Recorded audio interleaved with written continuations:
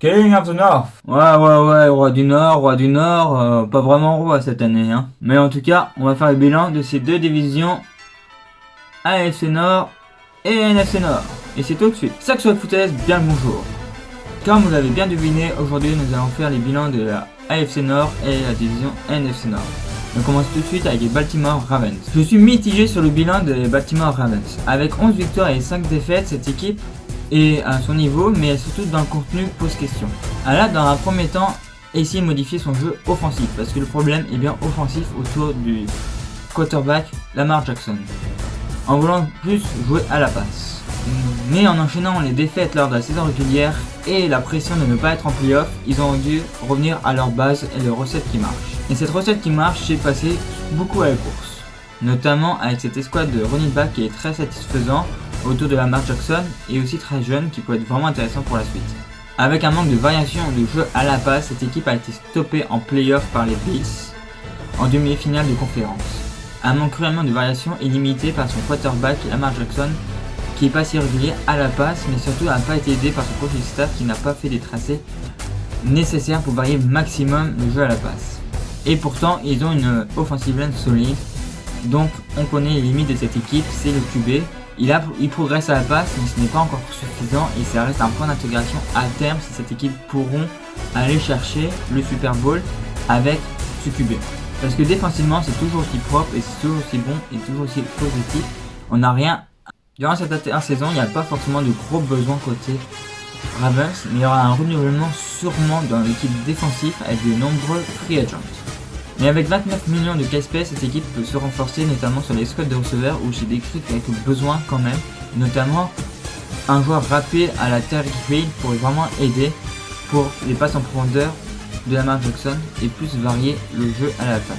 Personnellement, on a eu quand même une saison similaire à celle de l'année dernière pour les Ravens, donc c'est quand même une déception à mes yeux parce qu'elle n'a pas progressé lors de cette saison. Malgré un bon bilan pour cette équipe, elle est stagnante. C'est la deuxième saison et surtout dans le contenu est répétitif des errances de l'année dernière.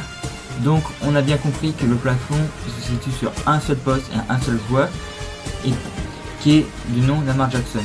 Et ça sera vraiment la clé pour la réussite lors des saisons prochaines des Ravens, c'est la capacité de Lamar Jackson à passer un cap dans le jeu à la passe. Nous pouvons passer maintenant aux Cincinnati Bengals. Les Bengals, avec 4 victoires, 11 défaites et un match nul, a fait une saison correcte pour une équipe en reconstruction. L'équipe de Zach Taylor a vu un côté positif dans le jeu offensif. Ils ont trouvé leur QB, pour certains ils prennent beaucoup d'années à trouver leur QB, et là ils ont trouvé leur QB dès leur première draft, c'est Joe Burrow. Joe Burrow qui a été blessé à la 10e journée, mais qui a été très positif dans son jeu, il s'est comporté comme un leader. Pourtant il a été entouré de pas grand chose autour de lui. Quand même retenu un nom comme positif cette année, c'est T. Higgins, le receveur rookie. Par contre, la offensive line a été la conséquence de la blessure de Joe Burrow parce qu'elle est quand même assez mauvaise et il y a vraiment du travail à faire là-dessus. Défensivement, c'est aussi pas mal le néant et on est vraiment dans la reconstruction pour cette équipe. Donc on va être patient et attendre de voir parce que cette équipe a quand même 45 millions de cap space, donc on peut commencer à être agressif sur la free agency, ça fait avec ce contexte. Il y a de plus en plus de contrats toxiques qui s'en vont, à l'image de AJ Green qui est maintenant vieillissant et qui n'est plus à la hauteur du contrat qu'il avait. Donc une page se tourne définitivement et on continue à reconstruire tranquillement par l'intermédiaire de la draft et la free agency pour cette équipe. Nous allons voir la suite de cette progression très vite la saison prochaine. Nous passons maintenant peut-être à l'équipe qui a fait le plus plaisir dans cette division, c'est les Cleveland Browns. Cleveland Browns avec 11 victoires et 5 défaites a retrouvé enfin les playoffs cette saison après 20 ans de malheur. L'homme qui a aussi apporté cette équipe, c'est Kevin Stefanski qui a pu gérer cette équipe, le premier coach correct que les Browns ont eu en 20 ans. Avec un Baker Mayfield qui a été parfois critiqué lors de cette saison pour son irrégularité, mais qui reste encore un jeune QB et a montré vraiment des signes d'un grand leader dans cette équipe offensive.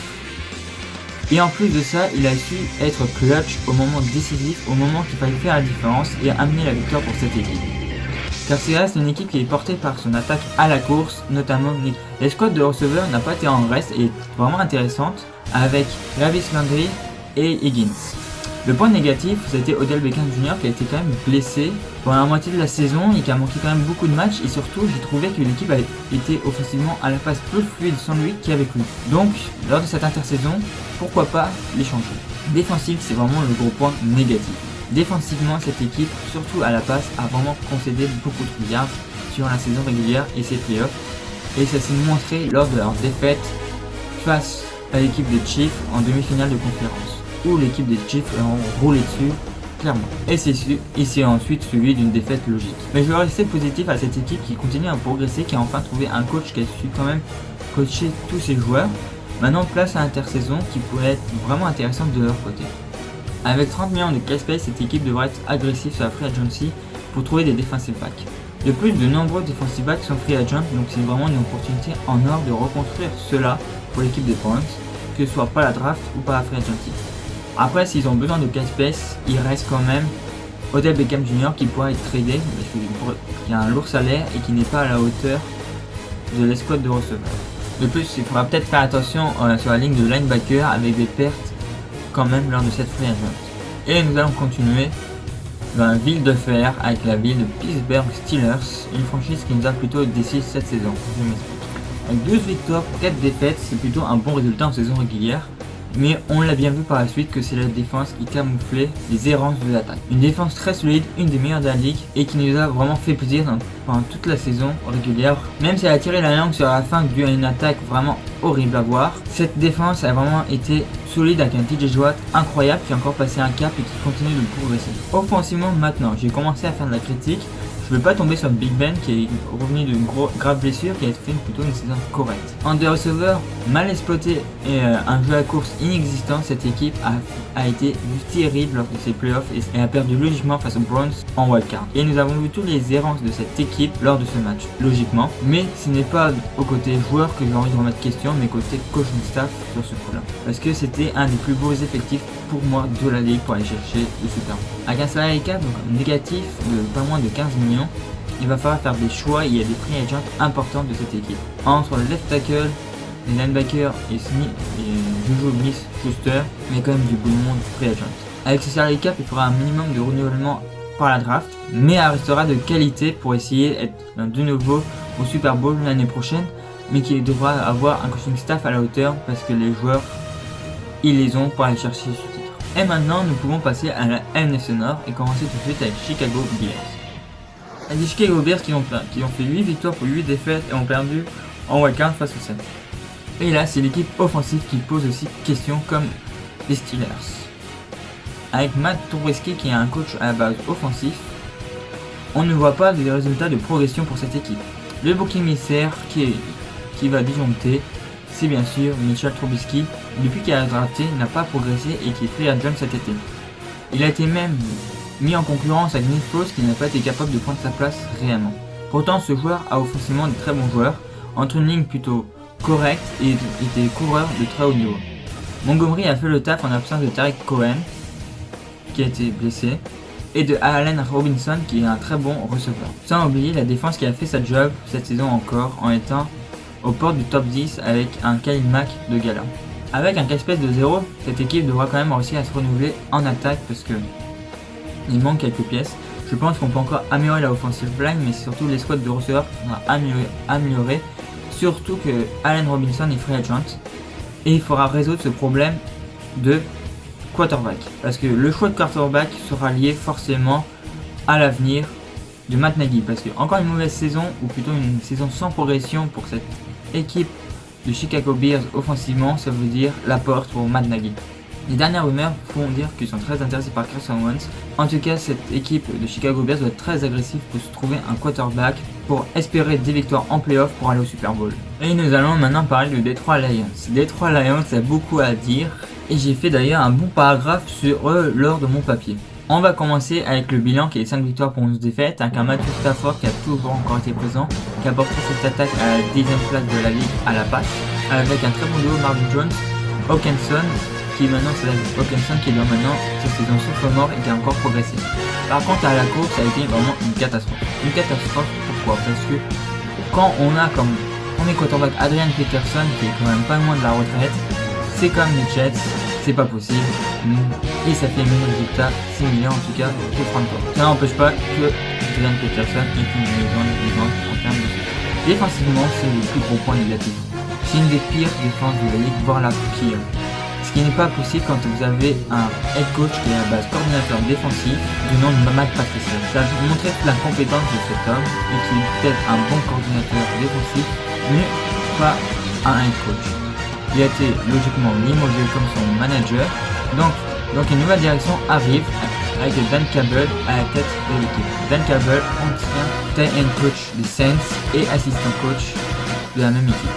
Cela s'est entraîné d'après celui de Matthew Stafford qui a été remercié pour ses bons et loyaux services envers cette franchise. Il a été échangé vers les Rams. Du coup, cette équipe récupère 2 first pick et Jared Goff. Sans être un grand fan de Jared Goff, on ne peut pas enlever une chose, c'est qu'il a du talent, mais il est irrégulier. Je ne sais pas s'il arrivera à trouver cette régularité qui fera de lui un très bon quarterback, mais en tout cas pour les 2 prochaines saisons, ce n'est pas non plus le pire quarterback pour construire autour. Et au moins, par rapport à d'autres franchises, ils ont un quarterback pour la saison prochaine. Avec un salary cap quasi nul, ça va être très difficile pour cette équipe de se reconstruire dans un premier temps et de nettoyer les salaires toxiques, mais il faudra le faire avec et bricoler comme les Eagles. Parce que tous les postes sont concernés pour être pourvus et nous pouvons passer aux Green Bay Packers. Green Bay Packers a été pour moi la meilleure équipe de la NFC cette saison, avec 13 victoires et 3 défaites. C'est eux qui avaient le meilleur effectif avec une des meilleures attaques et avec le quarterback MVP de la saison Aaron Rodgers, qui a été accompagné de Aaron Jones à la course et de Davante Adams à la passe, sans oublier une des lignes qui a donné le moins de pression à son QB. Sans oublier la défense qui était dans le top 10 et qui est quand même assez équilibrée, même si on peut mettre un bémol sur la défense contre la course, mais franchement elle était quand même assez équilibrée et vraiment forte aussi, donc vraiment une équipe complète qui a fait vraiment plaisir et qui aurait dû sur le papier aller au Super Bowl. Et c'est bien le coaching staff, comme j'avais pressenti, qui était le facteur X de cette équipe cette saison et qui a tué cette équipe en finale de conférence, notamment en ne prenant pas la 4e. Car cette équipe elle sera aussi complète l'année prochaine, elle va juste perdre 2 éléments majeurs sur la ligne offensive. Donc il n'y a pas de raison qu'on ne retrouve pas cette équipe au même niveau l'année prochaine. Avec très peu de pertes à la free agency, or sur la ligne offensive, avec 2 joueurs notables, il va falloir quand même se renforcer du coup dans ce domaine et continuer à renforcer peut-être le front 7 pour être encore meilleur contre la passe et devenir vraiment intraitable dans ce domaine pour encore augmenter le niveau de cette défense en vue des playoffs. Et le factoriste l'année prochaine devrait être le même que cette année, Matt LaFleur et son coaching staff, comme la saison dernière et cette saison. Il ne reste plus qu'une équipe à parler, c'est les Vikings de Minnesota. Les Vikings qui ont fait une saison à mes yeux un peu quand même décevante, je les attendais un peu mieux et pourquoi pas aller en playoff au lieu des Chicago Bears. Avec les choix de Stephen Diggs, on récupère pour cette équipe de perdre sur les squads de receveurs, mais adore. Avec la draft, ils ont cherché Justin Jefferson un premier tour qui a été exceptionnel, qui aurait pu être le rookie de l'année s'il n'y aurait pas eu un certain Justin Herbert. Cette attaque aérienne pose quand même quelques questions avec Adam Thielen qui revient quand même d'une saison difficile l'année dernière, qui n'est pas encore à son top niveau, mais qui est plus dans les normes qu'il sait faire, mais j'en attends plus de lui. Côté d'un running back, ça cuisine toujours aussi bien avec David Cook, mais désolé pour la blague, parce qu'ils sont toujours aussi performants. Mais la ligne offensive, c'est le paradoxe, est vraiment mauvaise et n'a pas su être capable de protéger si bien que ça Cousins. S'il y a bien un élément et un domaine à renforcer dans cette équipe, dans cette intersaison à l'attaque, c'est bien la ligne offensive, parce qu'on peut critiquer Kirk Cousins autant qu'on veut, s'il n'est pas bien protégé, ça l'aidera pas. Je ne pense pas que c'est un mauvais QB, mais ce n'est pas non plus un très grand QB, il a besoin d'être très bien entouré. Et il a tous les éléments côté aérien et à la course, minimum une ligne offensive, qui est si importante de foot moderne. Défensivement, c'était vraiment la grosse déception par contre. Max Zimmer, qui est à la base d'un coach défensif, a une défense en reconstruction, notamment côté défensif back. Mais ça n'a pas pris du tout, et c'était vraiment pas vraiment bon, et cette défense a même condamné les chances de playoff pour cette équipe, car offensivement ça a répondu présent, mais cette défense n'a pas répondu présent lors de cette saison. Avec un salary cap de peu dans le négatif, cette équipe n'a pas beaucoup d'argent pour recruter cette saison, mais pourtant devront le faire. Avec notamment leur safety free agent, il faudra se renforcer sur ce poste, mais tous les postes de defensive back, comme du front 7, qui passe pas de linebacker au defensive tackle. Parce que cette équipe est vraiment en reconstruction en défense, on a vu elle a été vraiment limitée, et il faut vraiment rajouter de nouveaux éléments pour vraiment que cette équipe aille plus haut et qui accompagne cette attaque qui est quand même devenue assez forte, qui est quand même la 4e de la ligue, donc c'est ça. Il faut vraiment une défense au moins potable et Max Zimmer avec peu d'éléments pour faire quand même une belle défense. Et du coup, espérer des playoffs l'année prochaine. Et voilà, une nouvelle vidéo se termine. N'oubliez pas que vous avez dans la description les liens vers mon blog pour les deux articles en lien avec cette vidéo. Sinon, je vous dis à très vite. N'oubliez pas à liker et partager. Et je vous dis à bientôt, plutôt à la semaine prochaine, pour un nouveau bilan des divisions sud.